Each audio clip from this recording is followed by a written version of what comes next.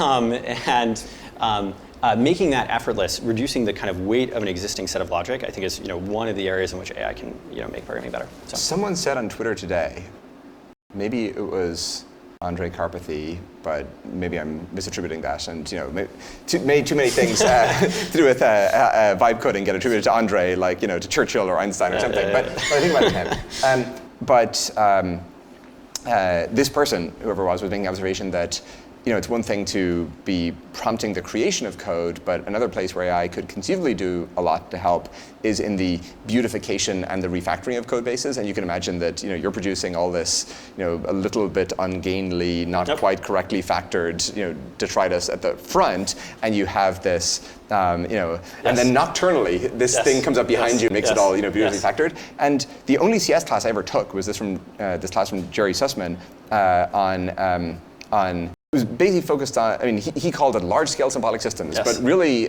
what he was trying to focus on was the idea of creating code bases and environments and abstractions that were easy to modify. And there were no assignments in the class for you to write something from scratch. Every assignment was about modifying an existing system and thinking about how could you design things in such a way that those modifications become, and they might be quite deep modifications, become straightforward.